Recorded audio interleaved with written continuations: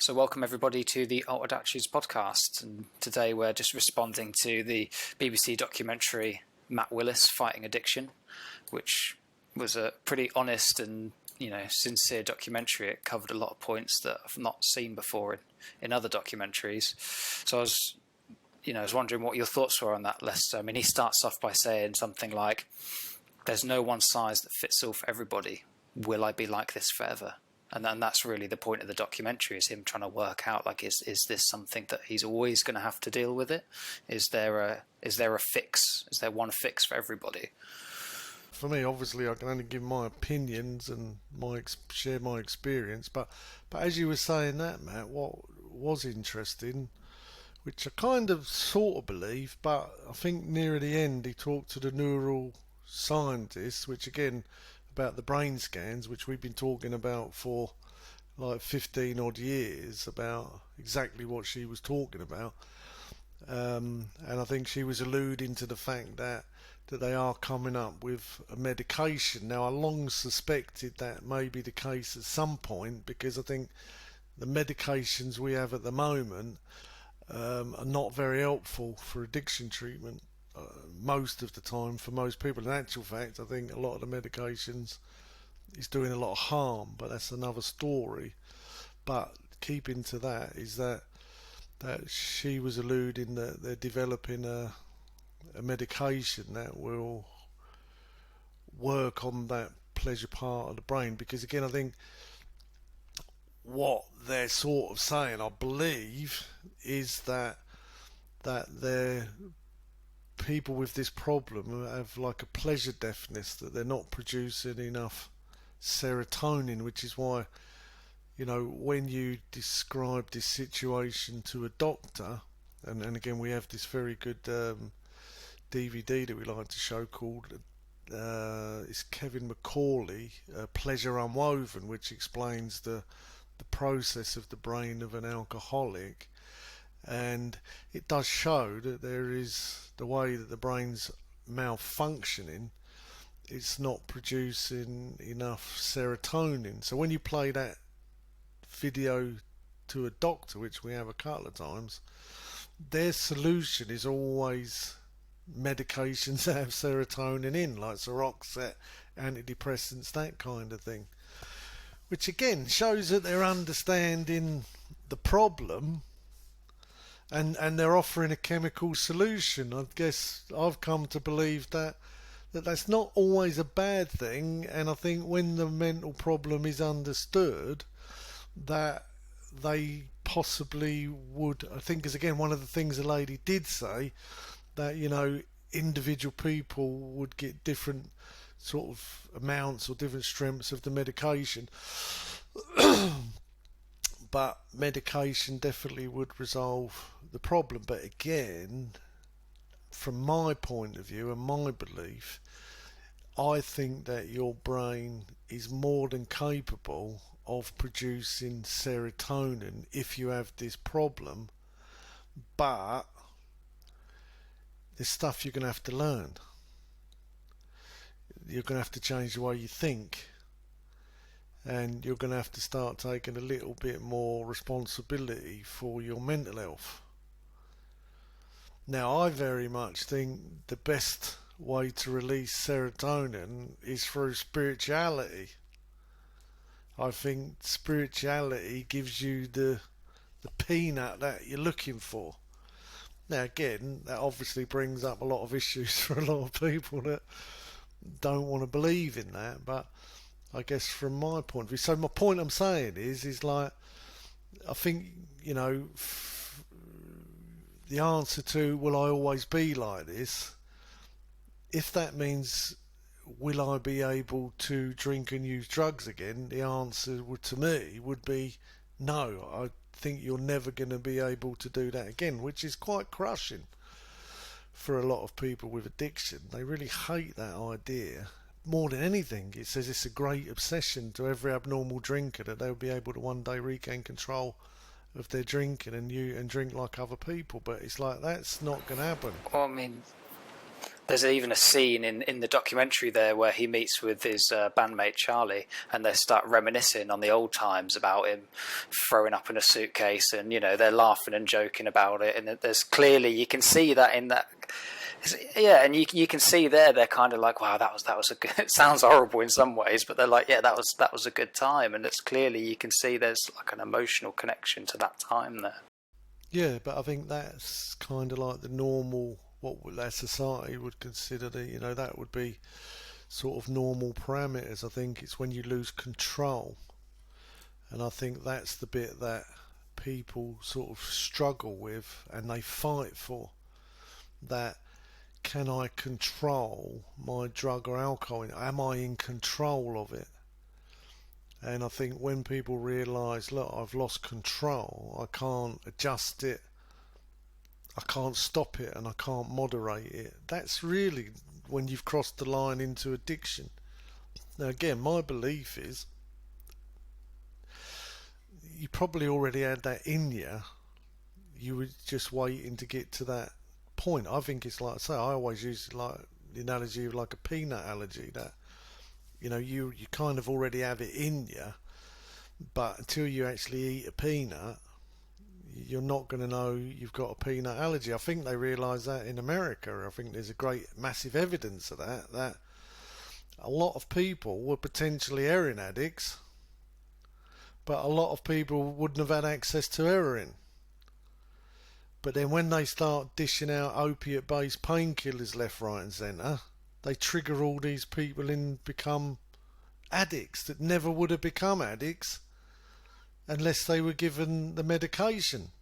And so now they've got an opiate crisis that's actually been, the fuel has come from the pharmaceutical companies, because they've been giving so many people. So that's kind of like worth of thinking about, that these people probably were potentially addicts, but because there's a lot of people going to be on the opiate based medications that aren't going to turn into addicts, but a big portion of them are. So, and again, I know heroin is very physically addictive, but is if you don't have the mental obsession, you can probably just go through the cold turkey and never do it again, because you'll be like, man, that was terrible, I don't want to do that again, and you'll have the mental capacity to not do it again. But a lot of people will be like, that's terrible, I don't want to do it again, while they're sticking a needle in their arm, and every time they're sticking a needle in their arm, they're like, this is the last time, I'm not doing this again. But they don't have the mental capacity to stop that. So again, that was like, most rock and rollers and most people like a drink, like a drug, and depending in the crowd that you're with, are going to get introduced to all kinds of different things.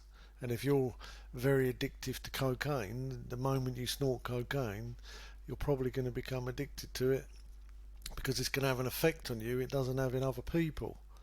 And them other people are going to go, oh, I've had enough of it now, it's costing too much money, it's causing me too much trouble, I'm quitting now, and they quit. So again, I think that's the real... The same thing happens with Matt and his brother. He meets up with his brother in the documentary, and they talk about how his brother drank a lot as well due to problems they had with their family, and then this new father figure coming in, and his brother left, but he didn't succumb to addiction in the same way that Matt does, even though they were exposed to quite similar childhood traumas, really. And again, I think even if people are using alcohol just to deal with childhood traumas, that once they've dealt with the childhood trauma, then they're probably safe to drink again without the alcohol being a problem for them. But I've got to say, after running a rehab for a couple of decades, that unfortunately, a lot of people have had trauma in this world, but there's a lot of people like, well, I haven't really had a childhood trauma. I can't even think of a reason why, I can blame my addiction on. All I know is I really love the stuff, and when I'm doing it, I feel alive and better than I ever feel. I have anxiety or social phobias, and when I drank, I felt $1 million, or when I took drugs, I felt $1 million. But I can't think of any trauma that I've had. It just makes sense. I think sometimes people just put two and two together, and it comes up 5 for me. It's like I doesn't know whether that connection's always fits, but it doesn't. Again, it doesn't fit everybody. I think even when, like he said in that documentary, is it because I'm a rock star? He's like, oh no, mate, because a lot of people ain't rock stars and they're just as bad or worse than you. When people go, oh, I was molested, it's like, yeah, but he wasn't and she wasn't. Or, it's my sexuality. He's like, well, I ain't got a problem with that. Or it's was bullied at school. He's like, well, they weren't bullied. When you actually listen to everybody's reasons, it's like it would sort of stand to reason that everybody would have the same problem. But then when they use a word like trauma, it's like, well, you can pretty much bunch everyone under the word trauma, but you can't. Because there's a lot of people that say, I have not got a trauma that I can tell you that was the reason for drinking. And like I think most of us, him and his brother never started drinking because their dad left or whatever happened to them. They started drinking because that's what we do in our culture. We teenagers go drinking, and a lot of them get to do drugs, which is becoming more and more. So I'm presuming as time goes on, the problem's going to get worse, because like in America, a lot more people are going to get introduced to it. I mean, it's my reason for not legalizing drugs. I mean, I can understand why it would be good to decriminalize it, but I can't get away in my head from this point that the truth is alcohol's legal, and it probably causes more problems in our society than any other drug. Smoking is legal. It probably kills more people by far than any other drug. Medication is legal. Probably kills more people than illegal drugs. And so, I mean, compared to alcohol and smoking, relatively few people die of illegal drugs. So if you legalise it, it would probably stand to reason that more people are going to do it, and you're probably going to end up with higher death rates and higher issues coming from it. So, that's one of my arguments. But I know in other areas it makes sense to legalise it, because again, I don't know which way I'll 100% go. I guess I still think it should be made. Shouldn't be legalised, but again, it's a very difficult argument in my head. I've listened to all the arguments. I'm more convinced to keep it illegal personally, but just for that reason, I think the more people get exposed to certain things, the more they're going to get triggered. We've seen it in America. They through the medication, they've been given opiates, and it's triggered a lot of people that would never become opiate addicts if they weren't given medication of that variety for genuine health conditions. Do you know what I mean? It's almost like an allergy. Bringing it back round, sort of segueing it to the documentary again, but keeping it on that point. Matt says in there that he's relapsed a few times, and there was one point he was 8 years sober, and that kind of shows that you're never really cured from it. It is a continuous journey, and like he said that he thought drink was his problem, but cocaine triggered him to reach into this relapse spiral. So I was just wondering what your thoughts were on that. The idea that you can go 8 years and it can be something unexpected that sends you back into it. Well, we see that all the time. I mean, again, I think they said it on the documentary that relapse is kind of part of the path for a lot of people, which I think that's true. But again, coming from I do believe in other theories and other therapies, but I'm more of come down on the 12-step. If you can get somebody to do the 12-step program, personally, I think that's the best way forward. Not everybody wants to do it, and that's fair enough, but I can't speak for every philosophy or every idea. I can only speak for the ones that I guess that I believe in and try and promote the most. And so again, coming from I'd actually got my big book out last night after I watched that, because as he was speaking, it did remind me of a lot of people that I've kind of met on the journey. And, you know, as it was unfolding, it wasn't his first time. He said he'd been in rehab a few times. So, again, in a way, he didn't just relapse after 8 years. He's relapsed quite a lot before that. So, again, to really get a good picture, I'd want to know what's happened. What happened them other times, because when you actually again work in a rehab, and people have been in other rehabs, they usually follow a pattern, the same pattern. And so you'd want to break that pattern. See, in a way that, let me draw a little picture here. We sometimes, to try and explain to people, we use I use this shape. Can you see it? That say this figure of 8. To say that is an pattern of addiction. There's lots of different shapes I can draw to give you different ideas, but for this purpose, it's like, so imagine this part is relapse, this part is using, this part is abstinence, this part is, when you're on this part of the pattern, you're using, when you're on this part, you're abstinent. Now, different people, if you're in addiction, you're on that pattern. Now, your pattern can go like this. Now, this can be the using, this could be like just a matter of days, and this could be 8 years. This could be a matter of days, this could be 10 years. This could be a matter of hours. This could be a matter of 20 years. You know, this could be your clean time. That could be your relapsing. But if you're on this pattern, no matter how big it's spread out, you're going to end up back at that point. So, again, if I was talking and could grill him, not for criticism, but to try and understand what his pattern is, because what you want people to do, you don't want them to repeat the pattern, and especially if the pattern goes over years. See, some people can have a relapse pattern.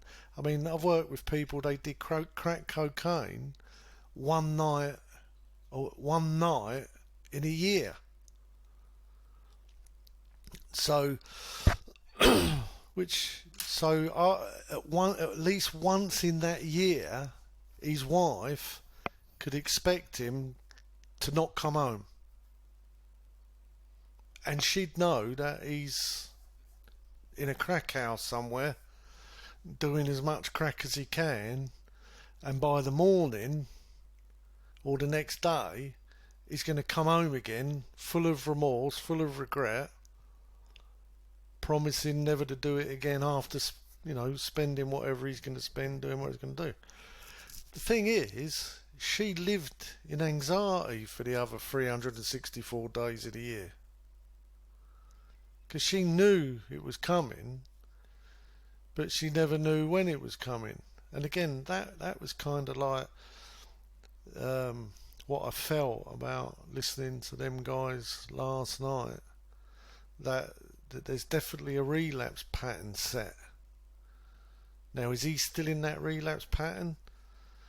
I'd say definitely yes. I mean, again, look, I can only tell you my experience, because again, what I was hearing led me to believe that. I hope he don't, and again, that somewhere down the line he may realise something, and it may divert the direction. So again, from what I was listening to last night and the body language of him and Emma Willis, I'd say that he's in a relapse pattern and she's in a lot of anxiety about it. So there's still... Sorry, listen, that brings me to a point that somebody from our community at ECR mentioned on Facebook. Stuart said he found the documentary really sad. Matt talked about his sobriety, but not about his recovery. I didn't feel he had any serenity, and I'd be worried he was going on tour again, which would be a massive trigger for both him and his wife. So I feel like he was quite sincere, but I'd like to see what. Yeah, definitely, mate. Again, you don't want to criticise someone, but talking about addiction's cunning, baffling, and it's a lot of lies, and it's a lot of denial, a lot of deceit, and again, it's like what I didn't feel. And again, look, make no bones about it, I'm a spiritual person, I'm a 12-stepper. I think the problem ultimately is a spiritual malady. That's what I honestly believe the problem is, a spiritual disconnect. I think the solution is to reconnect spiritually with yourself or your higher power, whatever that may be. But we believe, or I believe, that it's a spiritual problem, it's a mental problem, and it's a physical problem. Now, I think a lot of what I was hearing was about psychological problem. But see, I think you can know all there is. See, I don't think therapists have the solution, because they're not spiritual. Some are. They certainly can help you with psychological problems.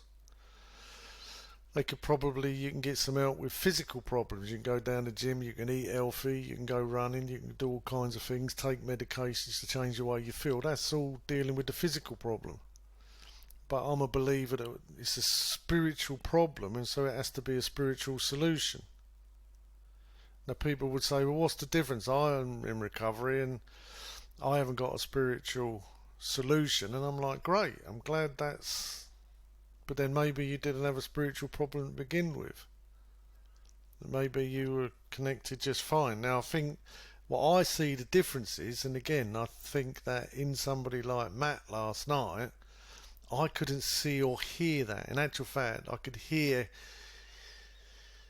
that he didn't have something that I feel that I've got because of the spiritual solution. And the people that I know work a spiritual program, they have something that other people don't have. Now in AA, in the meetings, a lot of people don't work a spiritual program. They don't. They like the psychological, the fellowship, and that's fine. Not knocking anyone. I'm just saying think there's a difference, and I'm going to just hold up what I believe, because that's all I got. I can't tell you anything else. I'm just telling you the truth as I see it. And again, when I look at the AA book, I don't want to turn it into a big book study, but it says, let me start reading. It says, look, this is step 10, it's on page 84 of the AA book, and I think it's quite important to try and express, because again, it's like carrying the message, and I think this is something that you really want to have, but you're going to have to do this if you want to get it. You know, that's what we say. If you want what we have and are willing to do what we did to get it, then you're ready to take certain steps. So by doing the spiritual steps, I feel that I've got something that he possibly hasn't got. I couldn't see whether he had it. If I could talk to him, then he might say, no, I have got that. You misunderstood. That's fair enough. I just felt he wasn't that convinced that he wasn't going to relapse. Now, people go, well, you know, no one can guarantee they ain't going to relapse. Again, I believe that's true if you don't have a spiritual program. I believe if you do have a spiritual program, then you shouldn't relapse. That's been my experience. I feel like, you know, he said it. It's like, so this is what it says, and this is what I believe, because this is my experience over 33 years. And again, working with other people, seeing them that relapse, seeing them that don't relapse. It says, and we have ceased, and again, I've got to tell you, mate, people phone me up that have been in recovery 20 years and relapsed, 10 years and relapsed. I get people phone me up that have been in long-term recovery that relapsed. They've called me, and without fail, when I question them, they don't have what I'm about to read. And then we try and get them to get that, because I think this is the only thing that gets you off that pattern. This is the only thing that breaks the pattern. And so if you don't have this in your pattern and you have this problem, then guaranteed you're going to relapse at some point. Maybe 5 years, maybe 10 years. Look, the next biggest relapse period after the first year is 7 to 9 years, right? Exactly where he relapsed. And it's always for the same reason. So it says, and because again, look, addiction follows a pattern. It's like, if you know, they say, like Einstein says, if you keep repeating the same process and expecting a different outcome, that's insanity. So that's always my concern when I'm listening to people. I'm listening to the pattern. So it's like, well, it's all right you relapsed this time, but you said you relapsed a load before. What was your pattern? Because if you haven't changed the pattern, look, you might stay clean for another 8 years and only have another couple of nights relapse, or the other way around. But I want to know, are you off the pattern?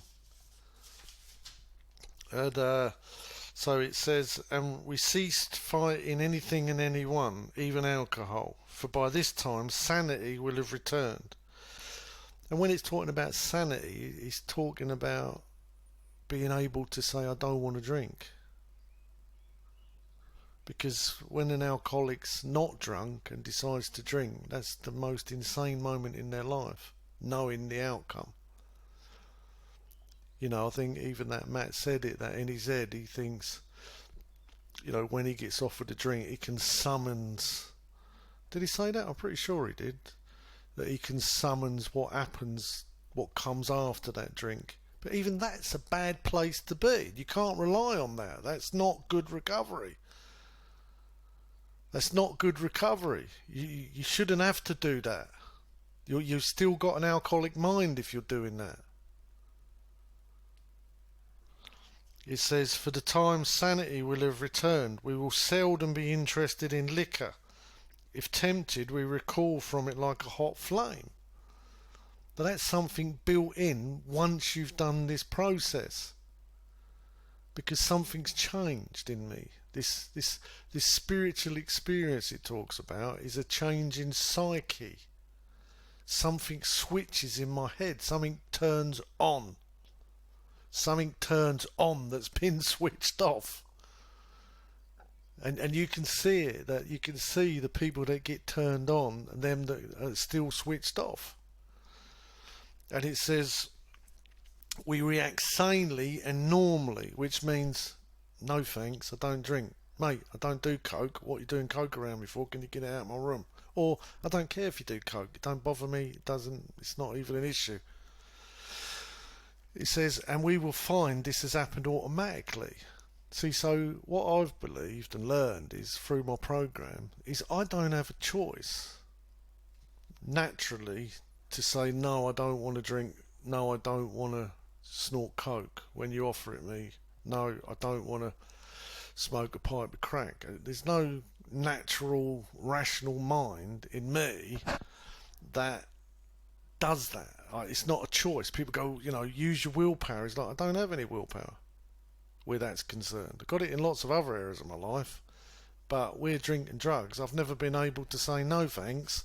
If I have a drink, I'm going to piss myself and upset everyone. If I do drugs, I'm going to end up getting arrested and getting in trouble. I've never had that natural ability to do that. I wanted to do that until somebody put it in front of me. And again, it's the same story. See, the story that he told, I've heard 100 times. I've heard it 100 times from all different people. And most of them weren't having problems. I mean, he didn't even say I was having a really bad time, or, he weren't having a bad time. He's got a beautiful wife, a family, he's minted. He weren't even having a bad time. So somebody offered him drugs and he took it. He had no mental defence. He wasn't sane. He was insane. But nothing bad was happening. Nothing that he said. I don't think he said that. Did he say that? He never said I was having a terrible time, I was depressed. No, he said he was on tour and that was, it was a happy time for him. Living at the top of the world, being a rock star. So he weren't even having trauma. He's having a good time. He's had a new kid, beautiful wife, got the world, everything a person could want. Somebody offers him a line of coke. He's got no mental defence. But he did admit that he'd already been in his head. He was already thinking about it. Again, it's so common, mate. Honestly, it's like what he didn't have was a program.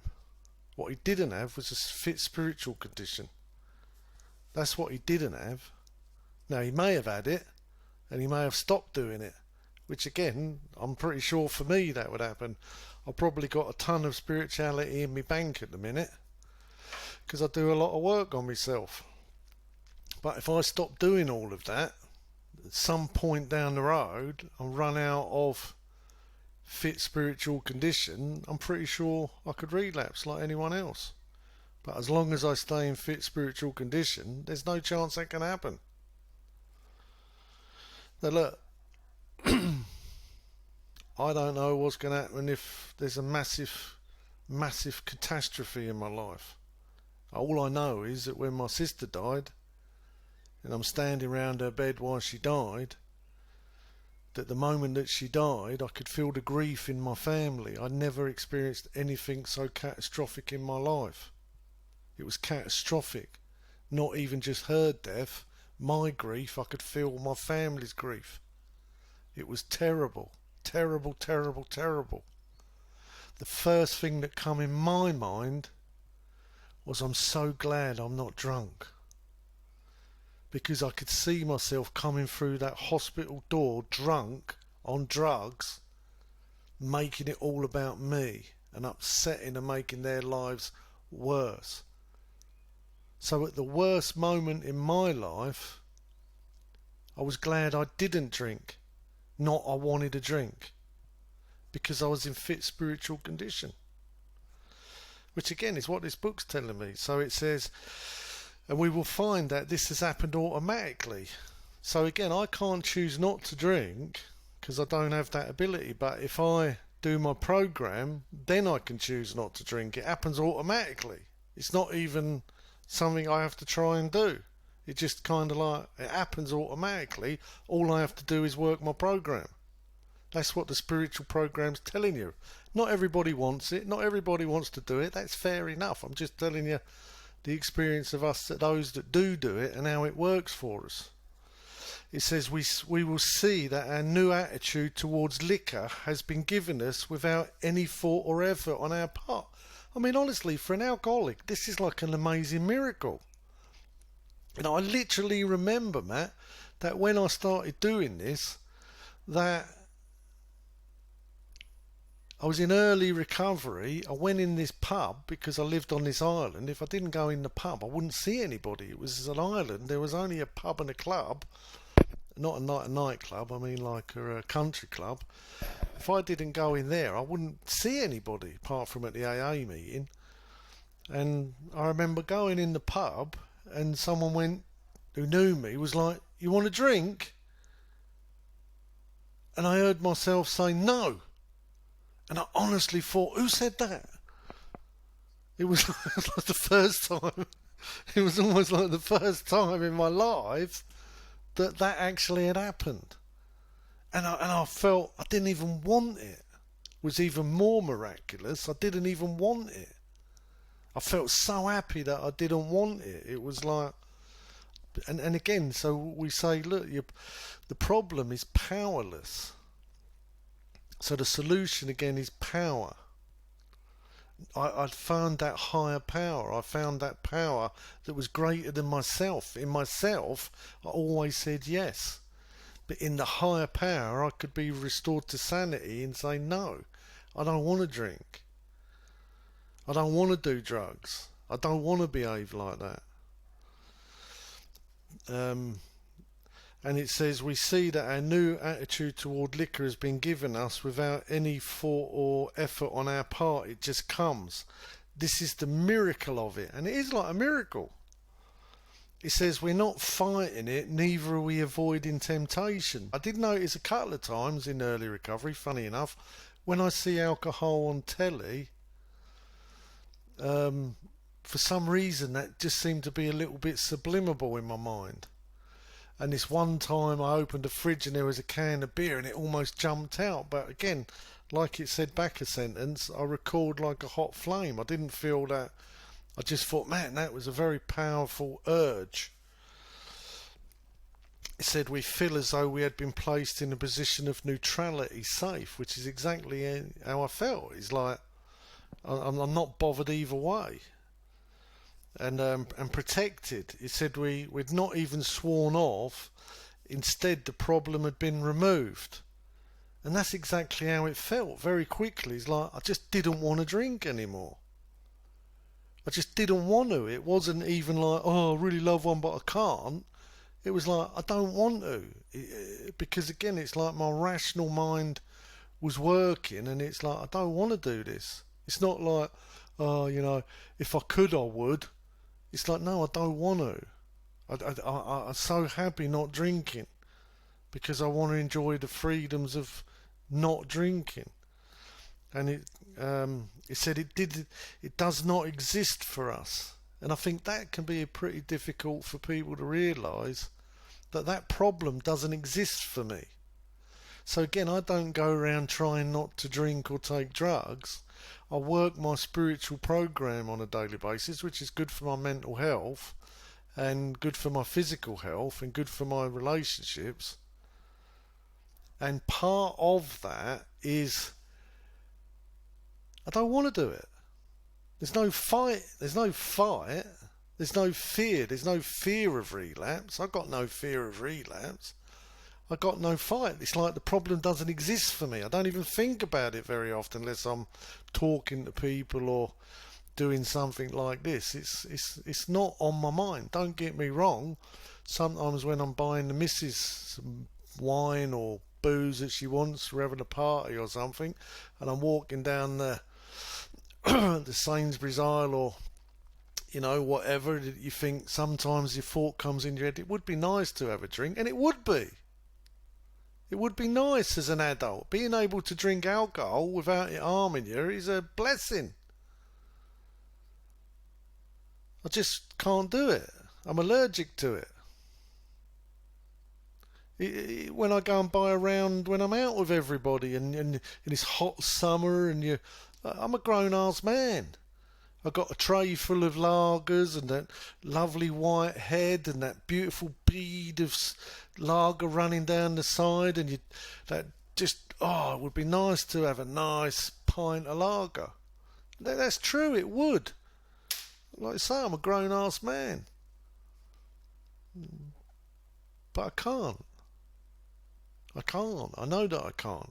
But it's not something that bothers me and it's not something I fight about. It's just, so really, I wouldn't even call that a craving or anything like that. I think that's just a normal human, it would be nice to have a glass of wine, it would, but I can't.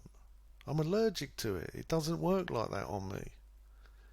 And I'm fully conceded to that. That's what makes me, I'm an alcoholic in that sense, is I'm allergic to the alcohol. Yeah, well, you could compare that, I suppose, to being. You could sort of compare that to having like an allergy to, again, like something like peanuts. You might see the lovely cake. It's got a lot of peanuts in it. It's going to give you an anaphylactic shock. You think, well, it looks like a good cake, but I'm not going to eat it because it's going to kill me. Yeah, but the difference is, see, because again, you've with something like an allergy, you've only got the physical allergy. See, with people with addiction, they may have the physical allergy, but what couples that is the mental obsession. See, if you were obsessed with peanuts and you're like, oh, I just want to have a peanut, just want to have a peanut, then every time you'd go to hospital, they're like, why you keep eating peanuts? You know what happens to you? And you're like, I just can't stop. See, that would be an addiction. See, that would be, so it's the mental obsession. See, this is why we believe in abstinence recovery, to say, look, the physical allergy, we can't do anything about that. As long as you put drugs and alcohol in, and if you think you can ever safely drink again, so if you think, well, it's trauma that's making me drink too much, so if I get rid of the trauma I can drink again, well, if you can, good luck to you. But that means you're not one of the allergic types. But I believe that if you're an allergic type, you can never drink safely again, and medical science as yet hasn't come up with anything to make you be able to drink like other people. And even then you'd think, well, if it wasn't, I was drinking for the effect. If, you know, it's kind of like with, they give Subutex to heroin addicts because it's a blocker. So if you're on Subutex, what's the point of doing heroin? It's not going to do anything. That's why a lot of them want the methadone. They can take the methadone and do the heroin. But if they go on to the Subutex, so if they, you know, have an alcohol blocker that it blocks any effect, then most alcoholics wouldn't bother drinking anyway. My concern is like, what are they going to go and do instead? You know, again, that Matt kind of alluded to that. What other behaviours am I doing? And so it says that this is our experience. This is my experience. Since I've done the program, that's my experience. I don't worry about relapsing. I'm not bothered by relapsing. I can go to parties, weddings, bar mitzvahs. I can hang out with my drug addict friends for a period of time without having a single compulsion to drink or take drugs. It's just not. It's not an issue for me. It doesn't exist for me. The problem has been removed. That's how it feels. Now, when you go to AA meetings and people, you can see the problem hasn't been removed from them. They might not drink, but the problem hasn't been removed. They're still very much alcoholics in their own head. That's all they incessantly talk about. Their behaviours are like that. You know, they still keep going on like, well, as long as I don't drink, I can do anything else. And it's like, come on, mate. You've been coming for like 5, 6, 7, 8 years. You need to let go of that past. You know, and again, I can see how people sometimes say it sort of puts them off of AA because people are powerless, and it's like, well, not me. I'm not powerless. I'm powerful. But I work a program, and if you read step 1 of the program, it says we were powerless, not we are. And the reason I were powerless is because I've worked the program. So I'm not powerless anymore. My problem was powerless. My solution was power. And because I've worked the program, I'm now powerful. I've stayed in fit spiritual condition for 33 years. And the last thing on my mind is having a drink or a drug or the fear of relapse. And I'm pretty sure the people around me have not had that anxiety, which again, I felt a bit sorry for Emma Willis, because again, you could see that she's certainly got some anxieties. Again, one thing I find in so let me just finish this bit. It says, it's easy to let up on our spiritual program of action and rest on our laurels, and we are headed for trouble if we do. For alcohol is a subtle foe. We are not cured of alcoholism. What we really have is a daily reprieve contingent on the maintenance of our spiritual, and I'd add mental, condition. And so it says we're not cured. This is a substitute. So I don't consider myself cured in that sense. but I have an incredible substitute that removes the problem for me. Like any good medication, that as long as you're taking it, you will not suffer the symptoms of that illness. And I feel that's the same with addiction. The trouble is most people don't want to take this medication. Now, well, they don't want to do it. Whatever the reasons, I think this is an incredible medication. But again, I think a lot of people even misunderstand it. But for me, it's like I followed the prescription and it's delivered 100% in over 33 years. But and so I just felt that Matt didn't really have that neutrality.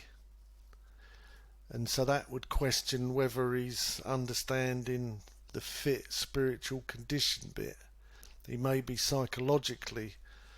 And again, even listening to Emma saying, you know, we've got to keep him peaceful, it's like, I don't think that's really your responsibility. And the fact that you're feeling that, because what you find when you talk to lots of people, family members, and I've talked to quite a few hundred, maybe thousands over the years, is that there's one thing that you really notice in them is this incredible hope coming out of their hopelessness.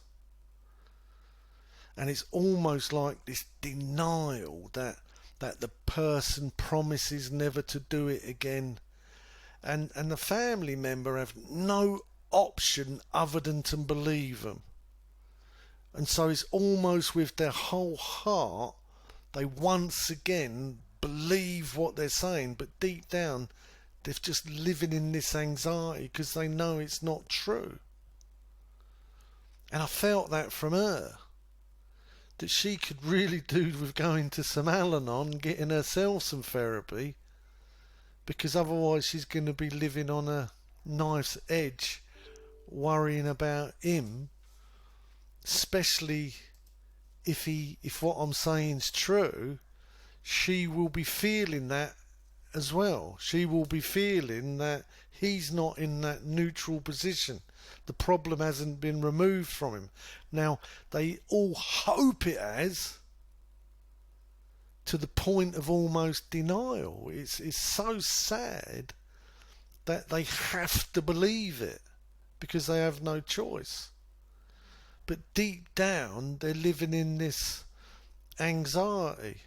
You know, and I think it was kind of expressed that people in addiction are very good at lying and making you feel badly. They gaslight you to the nth degree. They make you feel that you're wrong. She said that. She said, he makes me feel wrong about what he's doing and the red flags.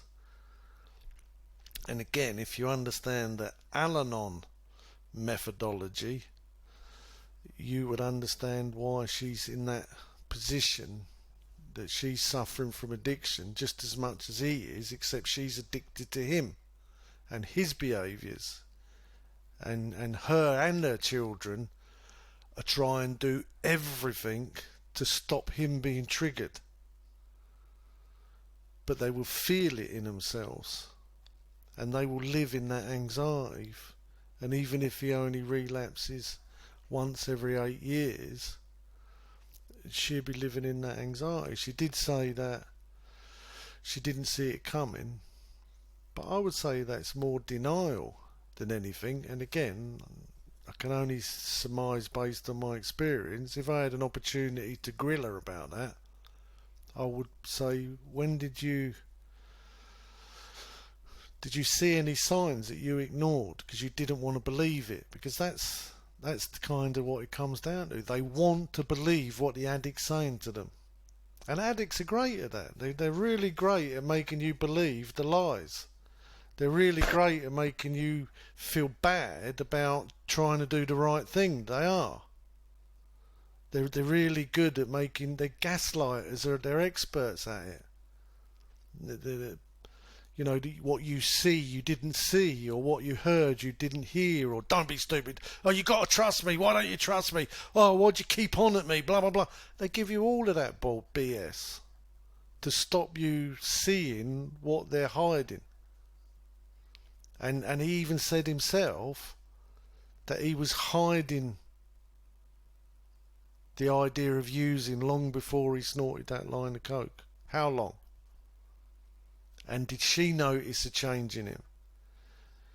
But see, the thing is, if she's in denial, she'll ignore them signals because she will wish that it wasn't happening. And she will want to believe him because they want that reality to be true, but it's denial.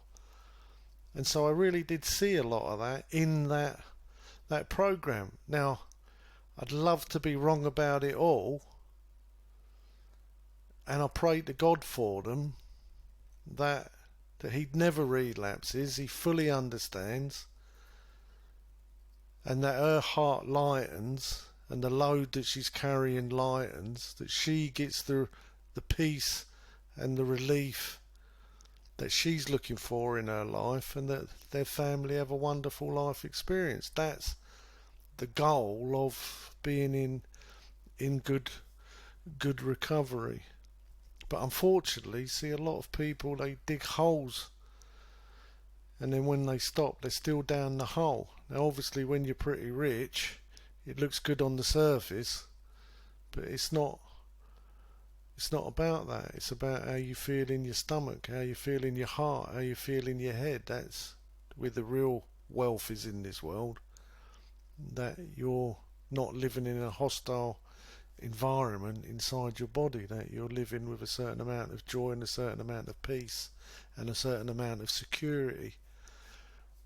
But she seemed very insecure, and he's brought a lot of insecurity to his family. So again, you can even imagine the people that haven't got the wealth that they've probably got, how much more difficult to find that comfort.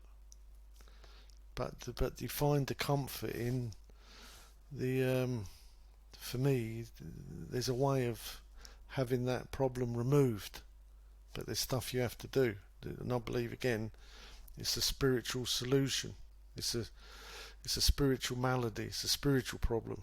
And if you resolve that, you straighten out mentally and physically. That, again, like it says there, once you resolve that, the problem gets removed from you. And you don't even have to work that hard at it. Doing spiritual program and practice is not that hard at all. It's actually quite enjoyable, and it brings a lot of peace to your life.